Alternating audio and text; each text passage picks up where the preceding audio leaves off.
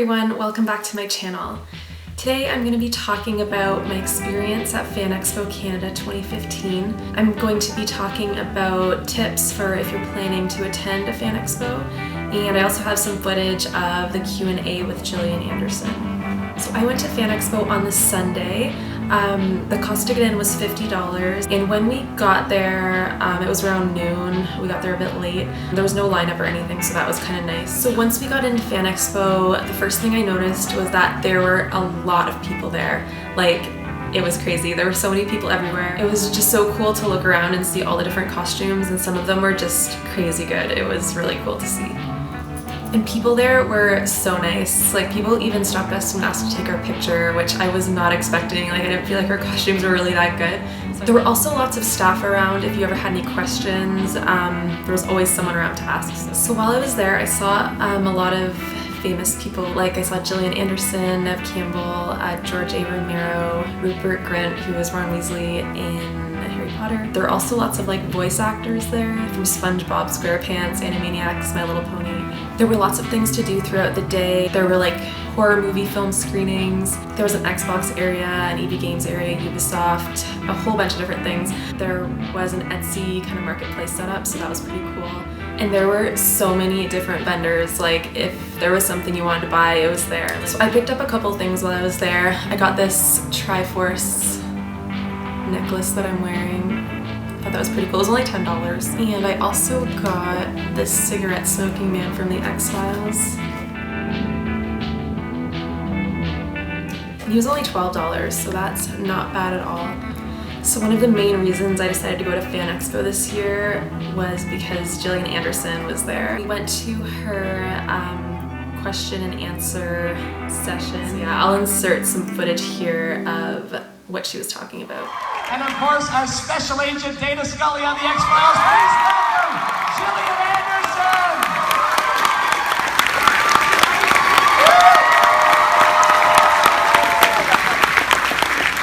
I thought it was just you people over there. And backstage, I was like, oh, it's not that many people. It's not that many. Do you see what this is? So it's an X-Files hat, limited edition, given out by Chris, signed by Chris, David, and me. And I'm gonna auction it at the end for charity. So in 1993, I remember I was in flannel pajamas when I read the episode, and the walls were lime green, not my choice, and I wasn't in the habit of auditioning for TV. It was the second thing that I think, I may be lying, but I think it was the second thing that I auditioned for. The first thing I did a guest role in something called Class of '96 that lasted for a few minutes. And that was the only other TV thing that I'd done. And oddly, in that, there was a plot point of my character in that reading Moby Dick. I don't know, did anybody see that episode? No. But my character in that read Moby Dick, which then of course becomes a plot point in the X-Files, and then I did a TV series Moby Dick a few years later. Anyway, so back to the flannel pajamas. I was just going in for an audition. That's what it was, and then it turned into being asked back, and then it turned into being asked to network, which I'd never done before, which is a terrifying experience for every actor to sit in a hallway with the other actors who are auditioning for the same role, and you are released when they want you to be released. So you get called in, somebody else goes in, they come out with a smile on their face, you think she got it, and you are there for hours. And apparently, as the story goes, that Chris wanted me that first day for Scully. The network did not. I know. Poor me. And so I went away, didn't have a job, and then quite a few days later, I think it wasn't immediate, I was called back for my second network appearance, and they had flown in other actresses from New York who I knew from New York because I just moved to LA from New York, who I used to audition for theater with. And so it was Cynthia Nixon and Jill Hennessy and all these girls that I knew, who then obviously later went on to do extraordinary things. But they were all sitting in the hallway with me going in and auditioning. And I made this really, but then okay, so I was driving my boyfriend's white convertible Mustang at the time, and before I left on the second audition, the casting director pulled me over to the side very naughtily and told me that I had the job.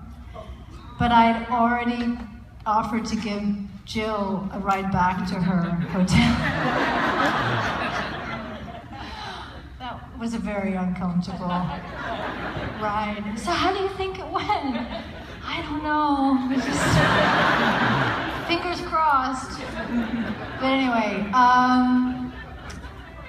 did I even answer the question? That was great. That was great. So at the end of the question and answer period, they auctioned off that X-Files hat, and it ended up going for $1,000. I was not expecting it to go that high, so I thought that was pretty crazy, but that's awesome that it went to charity. One thing I found out about Gillian Anderson that I didn't know is that she listens to punk music. I thought that was so cool because I also love punk music, so that just made me like Gillian even more. So next I'm going to talk about tips for planning your trip to Fan Expo. So my first tip is to get a lot of sleep the night before. The night before we went to Fan Expo, we ended up staying up really late, and just by the end of the day we were really tired and we ended up leaving early. My next tip is to have a plan of action. There is so much going on throughout the day, like there's so many things scheduled. So look over the schedule and decide what things you want to go to and look at where they are on the map. It is a pretty big location with 2 buildings, so knowing your way around a bit would be really helpful. And make sure to get places early. So the only scheduled thing we decided to go to was the Gillian Anderson Q&A. When we got there like 45 minutes early just to make sure that we got good seats. My other suggestion would be to bring snacks and water.